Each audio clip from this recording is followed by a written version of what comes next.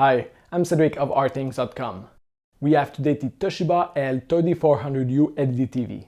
This is a budget smart TV, but while its picture quality is very good for the price, its smart features are very limited. We'll get to that a little bit later in this video. As expected for the price, the design feels a little bit cheap. For example, our unit had a gap at the bottom of the frame.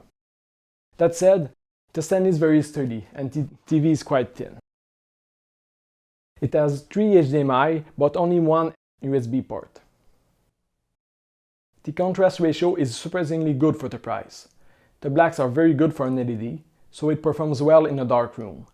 It is a lot better than the LG LB5800 and slightly better than the Sony W600B. With a few lights on, the picture quality is still very good because it reflects a little amount of lights. It is about the same as the cheaper Toshiba L3400U, slightly better than the Sony W600B, and a lot better than the LG LB5800. A few windows are also not an issue, although it doesn't get very bright. But as you can see from these pictures, it performs better than the competition in this aspect also. Motion is an issue though. The trail is quite long, and the LG LB5800 and Sony W600B win by far here. If you watch a lot of sports or play video games, both Toshiba are not for you. As for the input lag, it is very low. It is very unfortunate that it has a motion blur problem, because otherwise it would have made a great gaming TV.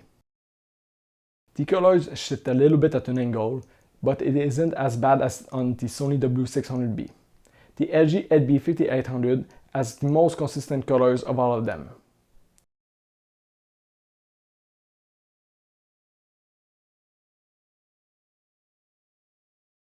As for the backlight uniformity, it is good, but not without issues.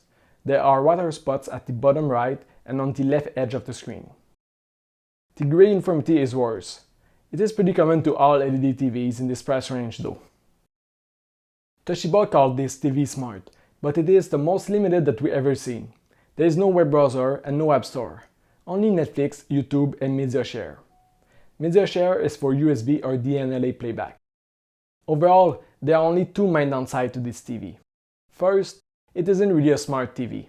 There is no app store or web browser.